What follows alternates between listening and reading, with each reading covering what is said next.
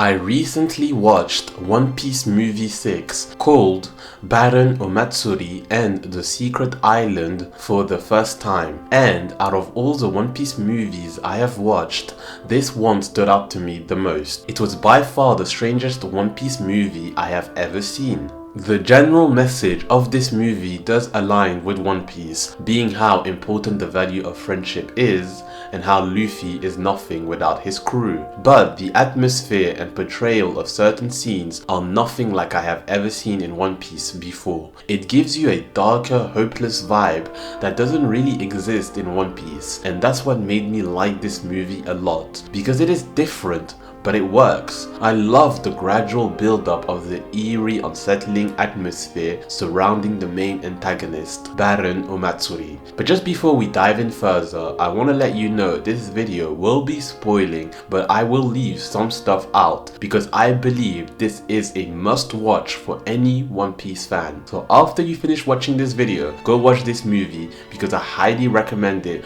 for anyone that likes One Piece. And don't forget to like and subscribe to the channel if you enjoy this type of content.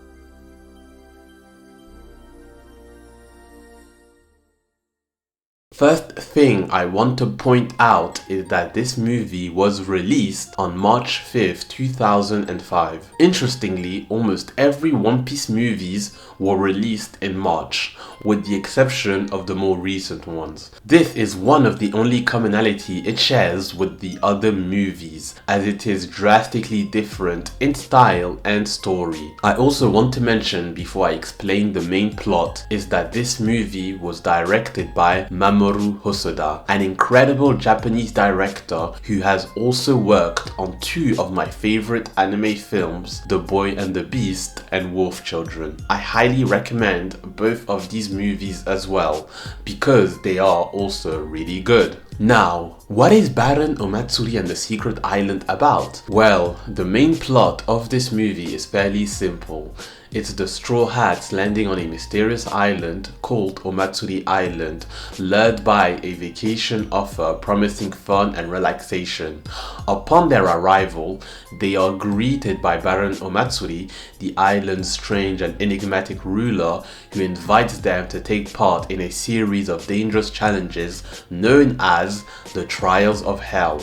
At first, the challenges seem like simple games, but the crew quickly realizes that there's something sinister lurking beneath the island's festive atmosphere. Tensions rise amongst the Straw Hats as the trials push them to their limits, testing their bonds of friendship and loyalty. Baron Omatsuri and his crew hide dark secrets that threatens the very unity of the Straw Hat Pirates. So essentially, in this movie, you'll see the Straw Hats fighting amongst themselves a lot, and it's not their usual bickering. It feels real, and at one point in the movie, which is also one of my favorite scenes, you see Sanji blaming Luffy for everything that happened to them on this island. Luffy, お前どうすんだよ。元はお前が始めたんだぞ。サンジ君。お前がこの島へ行くって決めたんだ。やめてよ。今さら言うことじゃないでしょ。こんな風になった原因はルフィ、お前だ。俺。 And it is true that he is the captain, so ultimately he decides where they go, but they all agreed to come here. So I do feel like it's their fault just as much as his. But also I know Sanji only said this because the Baron's mind games were working on him. That is exactly what Baron Omatsuri does. He makes pirates fight amongst themselves to split them up. And the characters in this movie are all really unique and great. My favorite is the dad, who doesn't even have a name in the movie, by the way. They just call him Papa. But I liked his interaction with Chopper when he pretended to act tough in front of his kids. He basically became a pirate and made his kids his crew members, but he is super weak, which makes me wonder why he even set sail in the first place. Why would he want to endanger his kids like that, especially knowing he can't protect them? But at the end of the movie, movie, he does shine and has his moment so that his kids can finally start taking him seriously. But overall, I liked him as a character, even though he is kind of an idiot to endanger his kids like that. There's also another character called Brief. His whole gimmick is that he has a toothbrush mustache, which I know made everyone immediately think of Hitler. Let's just get that out of the way real quick. But even his whole crew had this ridiculous mustache, and they were called the Mustache Pirates. What's funny is that at the end of the movie, Luffy does the symbol of the Mustache Pirates after Brief helped him, and according to the Mustache Pirates wiki, it does mean that Luffy joined his crew. So if you guys didn't know, Luffy is an official member of the Mustache Pirates. But Brief has been living on this island, hiding on the ground to stay away from the Baron because he killed his whole crew, which is really horrific, and he wants to help Luffy so that the same fate doesn't happen to the Straw Hat Pirates. He's also a very likable and good character. Without him, Luffy would have actually died against the Baron. The next and final character I'll be mentioning is Baron Omatsuri, the main antagonist. He has this creepy flower on his shoulder and shoots arrows at people. That is how he fights. He has a backstory that is quickly explained in the movie, and you do feel a bit sorry for him, but he is crazy because he lives in the past. And what I mean by that is that he can't move on from what happened to him in his past, and he wants pirates that come on this island to suffer just like he did.